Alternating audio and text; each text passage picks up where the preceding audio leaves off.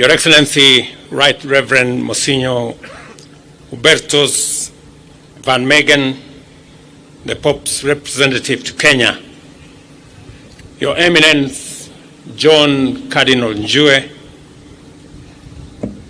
Your Graces, my Lord Bishops, members of the clergy, religious brothers and sisters, dear Kenyans, good afternoon. Hamjambo. Tumsifu Yesu Kristo. Bwana Yesu asifiwe. It is a great honor to be with you today as we gather to take part in a momentous event which underscores the profound role of faith, faith-based leadership, and faith-based organizations in fostering ethics and integrity in national service. This event also underlines the role of faith in strengthening patriotism, deepening national unity, and mobilizing citizens to selflessly undertake good causes. For this reason, the Episcopal installation of Right Reverend Wallace Ng'ang'a Gashihi as Bishop of the Catholic Military Ordinariate of Kenya is more than a routine change of stewards. We are here to witness and to celebrate the contribution of moral leadership in reinforcing unity, resilience, and strength for our defense forces. We are here also gathered to affirm our confidence that under Bishop Ng'ang'a, the military ordinariate will continue to provide our soldiers with essential spiritual support. Recognizing the high trust vested on the Kenya Defense Forces to defend the sovereignty and territorial integrity of our nation, and to the significant physical, moral, and personal challenges faced by our men and women in uniform in fulfilling their mission, we cannot deny or underestimate faith as a critical source of strength, pillar of motivation, and a basis for enduring resilience. Our presence at Bishop Ng'ang'a's installation underscores our commitment to support our forces in every way, including the provision of spiritual and pastoral sustenance necessary for their well-being and for their duty.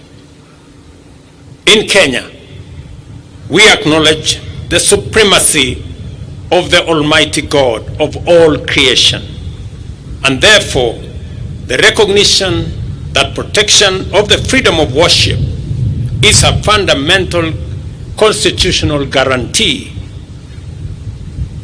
Like other fundamental rights and freedoms, it is freely available to all, including those who serve in our defense forces. Every soldier's right to practice their faith can only enable the KDF to maintain greater levels of discipline, not only because of faith, and not only because faith is an effective organizing principle, but also because we worship and serve God, who brings victory, abundance, and success to our nation. To ensure that our defense forces remain strong in every way, including physically and morally, faith-based support structures like the military ordinariate are critical in nurturing the values and organizational ethos that guide our men and women in uniform. They allow our men and women to be brave, to serve the nation, and with distinction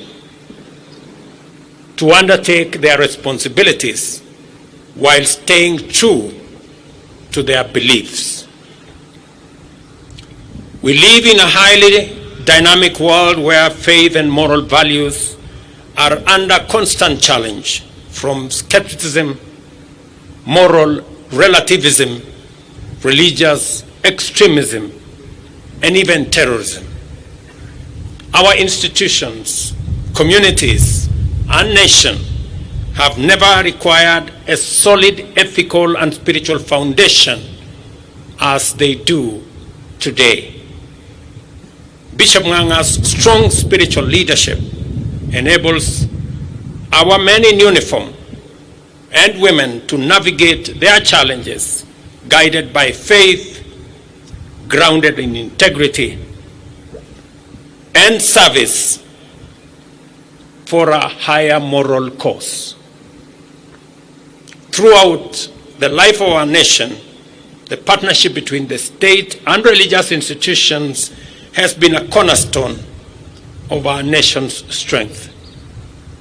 The Catholic Church is among the foremost of our partners and continues to complement national strategies to serve citizens in many sectors, including education, healthcare, and provision of psychosocial and pastoral services. I was particularly impressed when the Secretary for KCCB said the Catholic Church believes in support for the poor and vulnerable in our society. Because that is the essence of humanity, to be able to serve those who are underprivileged. Build on mutual respect, tolerance, and moral uprightness. This partnership anchors our society. Today, we honor this enduring partnership and express our gratitude to His Holiness Pope Francis for Bishop Ng'ang'a's appointment, which strengthens our military's spiritual standing. Bishop Ng'ang'a, I didn't know you served in Mauritania, or so it was said. But let me say this, that the military leadership, the generals here and commanders, and myself will continue to modernize the equipments and other facilities and capabilities for our military as we prepare chariots and horses. Because the Bible in Psalms 20 verse 7 says that those who put their trust in chariots and horses, we will always be careful to remember, and please remind us, Bishop Ng'ang'a, that that same verse says, but we trust in God. So that even as we prepare the capabilities, the chariots and horses, we be reminded that victory comes from God. Let me also say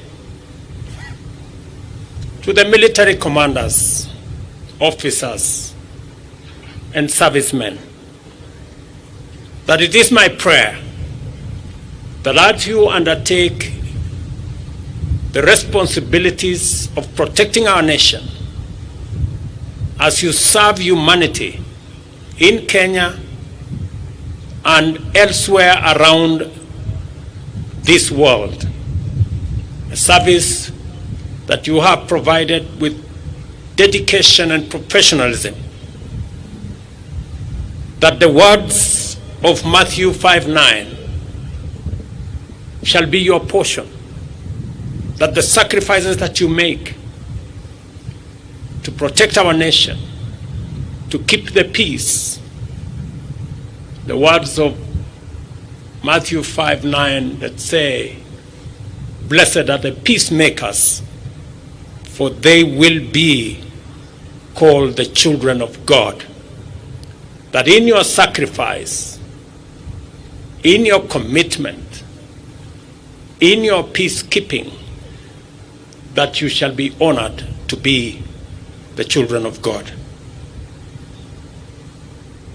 Bishop Ng'ang'a, receive my warmest congratulations and the best wishes of the government and the people of Kenya as you take over this responsibility to look after the spiritual health of our military ordinariate.